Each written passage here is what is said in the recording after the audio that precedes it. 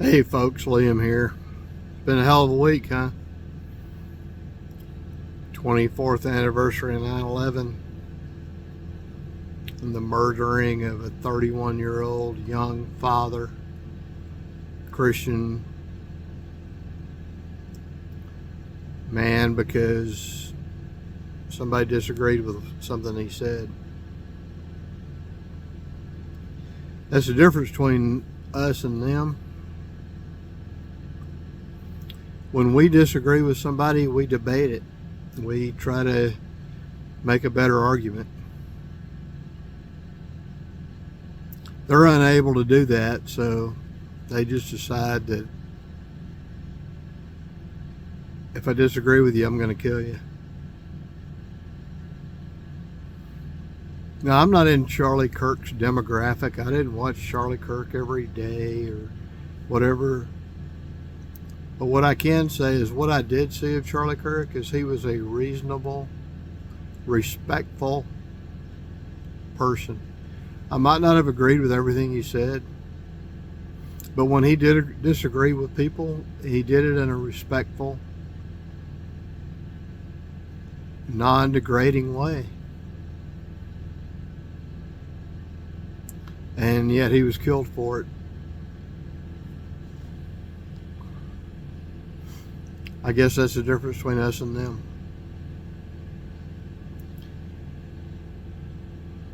We try to make a better argument, and they resort to violence.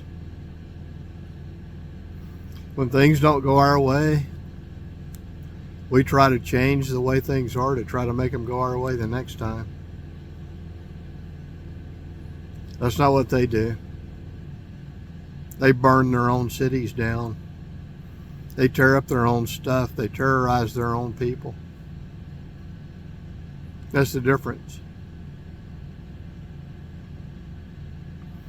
I saw a post the other day from one of my liberal friends on Facebook, and it said, why can't we just start, instead of pointing fingers, let's just hold hands.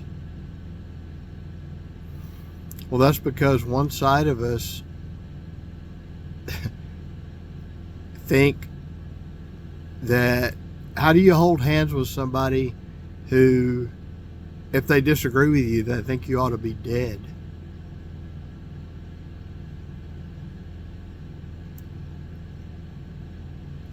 How can you embrace that person?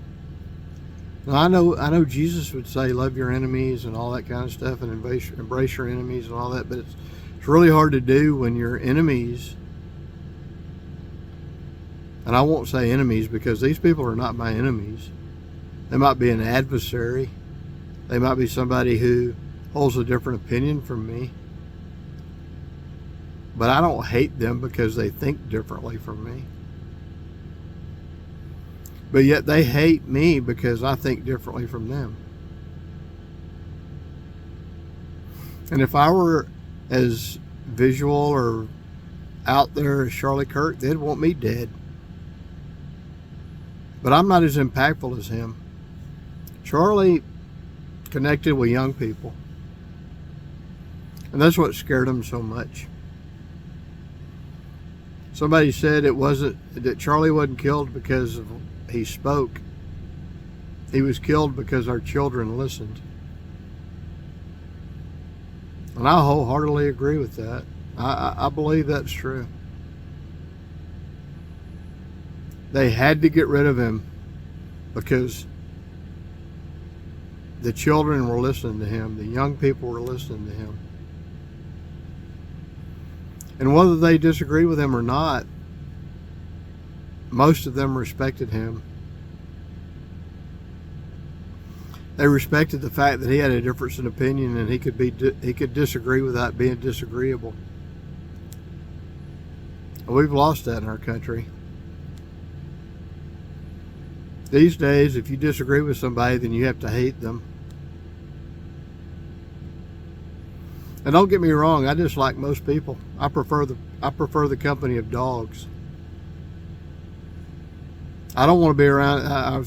I posted a quote the other day from a philosopher from like the 16th or 17th century, and he said, there are two kinds of people, and you should avoid both of them.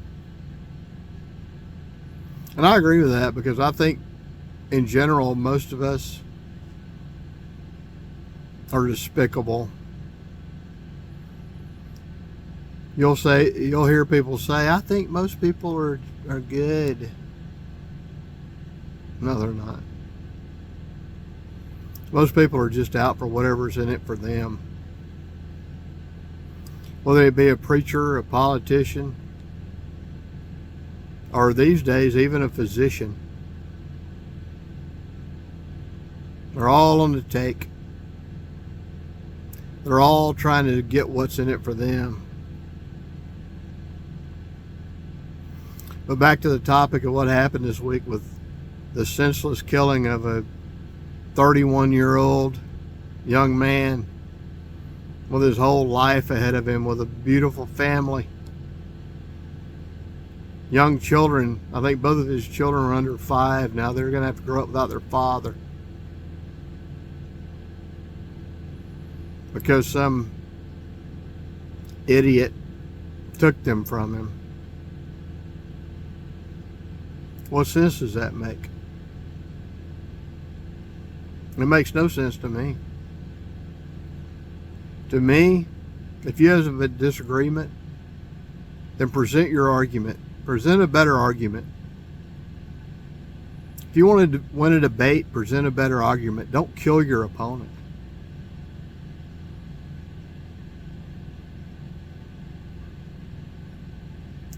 So while I wasn't a quote-unquote a follower of Charlie Kirk, I'm so glad to see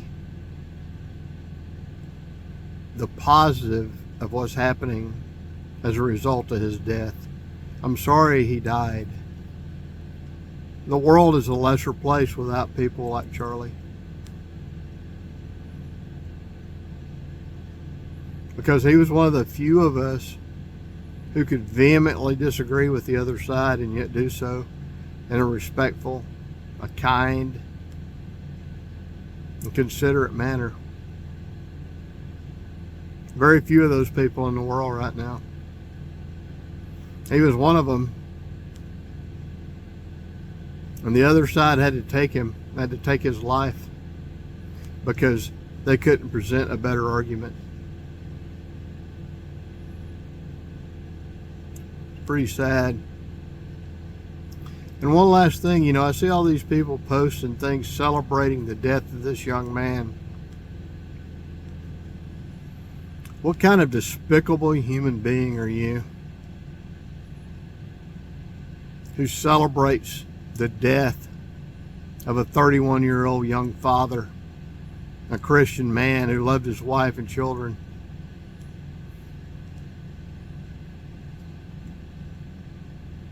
How horrible do you have to be to celebrate that?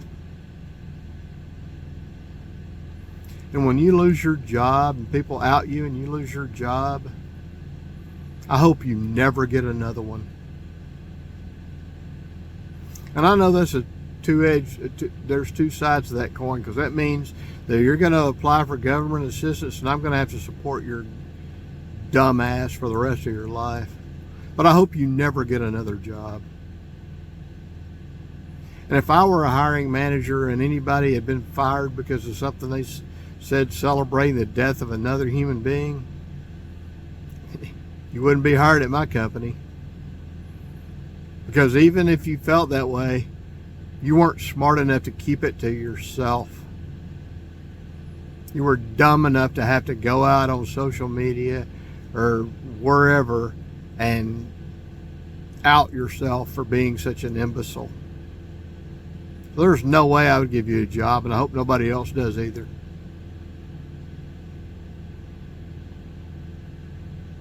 In closing, I just hope we learn something from all this. And the positive that's coming out of it is, I just saw today where Turning Point USA has gotten applications for 32,000 new chapters worldwide. They only had 2,100 already. That's a 1,600% increase. I'm sure all those won't be approved. All those probably won't ever be stood up. But that's the reaction. And I saw this idiot 19-year-old who wanted to stomp on the memorial outside of Turning Point USA's headquarters today, and somebody grabbed him and put him on the ground. Folks, it's time for decent people to stand up for themselves, and they are. And if that's all that comes out of Charlie's death, that's a win. Because decent people have been silent and reticent for far too long. It's time for them to stand up for themselves and put down the indecency of what's going on in our world right now.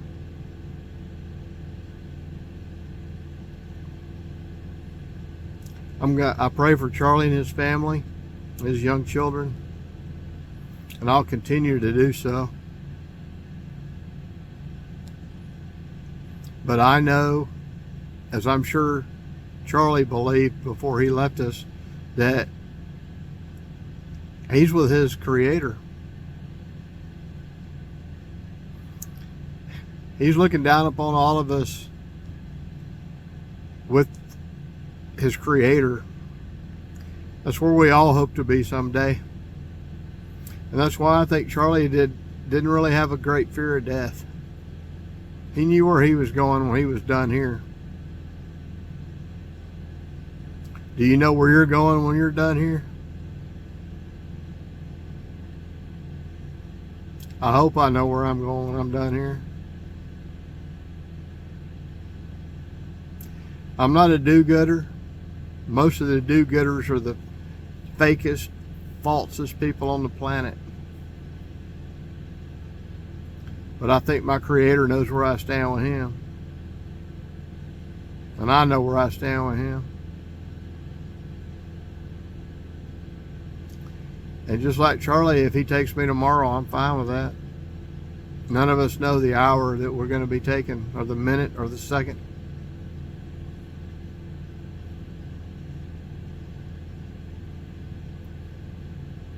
But He knows who I am, and He knows who you are.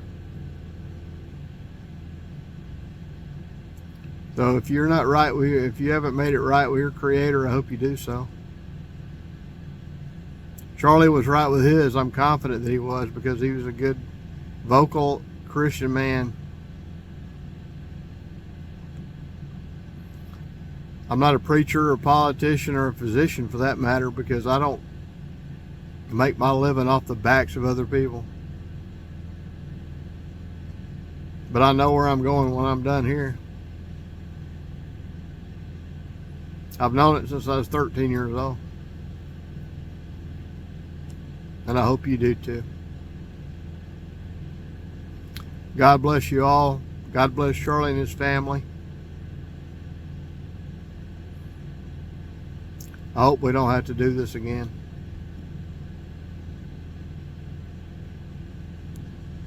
Thanks for watching.